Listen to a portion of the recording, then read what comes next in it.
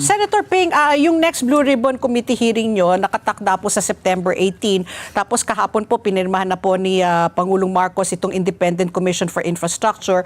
At nakasaad po doon, they can go as far back as 10 years ago. Kayo po, dito po sa inyong ginagawang Blue Ribbon hearings rin po, are you also going to go as far back as 10 years ago? Or you will just concentrate first, for now, yung bit from 2022 to hanggang 2025 lang po muna.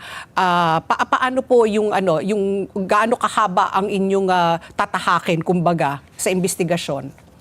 Hindi pwede mag-limit lang sa 2022 hanggang 2025. Paano yung mga na-commit na mga ghost project o ginawang ghost projects noong before 2022? Nasabi ko nga nung una pa, diba, binalikan ko 15 years nga yung balik ko 2011 hanggang 2025. Ang naging pondo natin para sa flood control lang, 1.9 trillion na Correct. So hindi ba dapat marapat lang tingnan din natin kung hindi pa natatakpan yung mga ghost project? Halungkatin pa rin natin kung meron nagawa mga ghost project noong... Kasi pera ng bayan yan kung 1.9 at lumalabas sa ating mga pagsasaliksik na more than 60% o at least 60% yung napupunta sa lagayan. No? At 40% lang yung naiiwan sa project.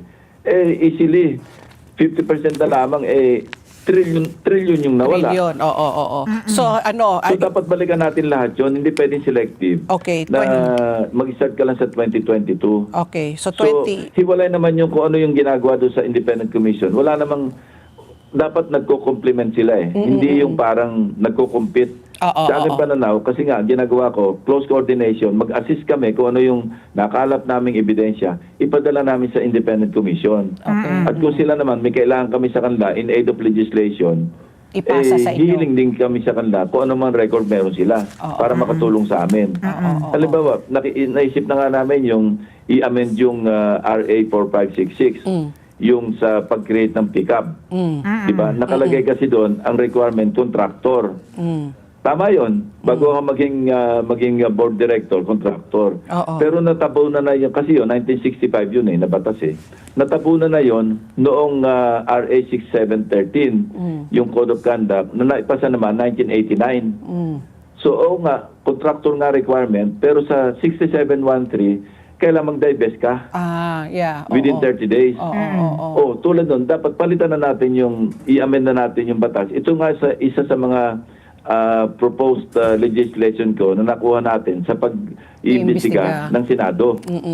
Mag-amend tayo ng mga batas na outdated na, obsolete, hindi na applicable.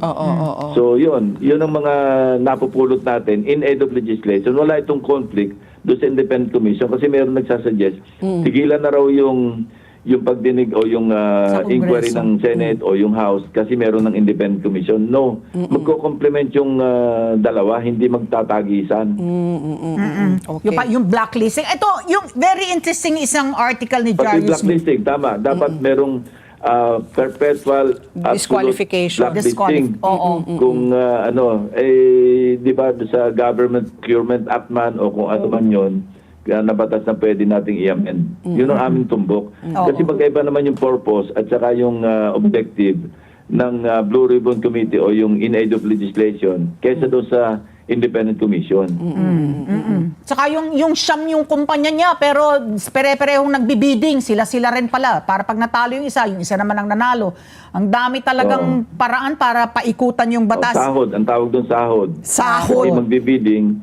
Kung hindi man isa may-ari ng mga kumpanya nagbidding, sasahod pa yung mga natalo, may usapan na sila. Dagdag na naman lagay yun. Kasi pambawas na naman sa project cost yun. Kasi bibigyan mo pa yung mga natalo. Porsyento, correct. Napag-alaman namin, meron pang bagong bukod doon sa 1% na material testing, legal yun, may resibo. Meron pa palang nire-require ito talagang mga loko Meron nire-require pang material testing report, yun ang may lagay. Material testing. Nagdadagdag ng requirement kasi alam mo, siyempre, nakikita nila yung mga DE nila, ang lalaki ng kita. Ito mga nasa ilalim ng DE, teka muna, maghahanap buhay din kami. Gustong maambunan. Yung mas mababa, magdadagdag ng requirement, parusa doon sa mga kontraktor. Pero talagang pinaparasuhan, yung mga nagbabayad ng tax. Kasi ang kontraktor, hindi naman papalugi yun Yeah. Babawasin yun doon sa mga Project. gagawin lang substandard eh. Oo. Ang dami Sino mo. lang magdadagdag? Oo. Pagpapahiram ng lisensya. Halimbawa, kukuha ng bidding documents. Oo. Ano yung per page yun? Per page ang 10,000 bayaran. daw yata per page. Talaga? O 2,000 per page.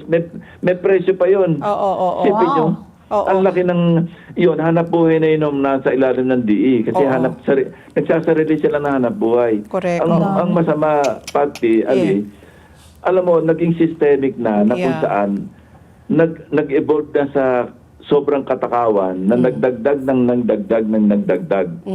ng pagkakagasusan, pagkakakitaan, pati yung per page ng bidding documents, pati yung per page ng material testing report, pati yung per page ng kung ano mga documentary requirements, pinapresyohan na. Grabe.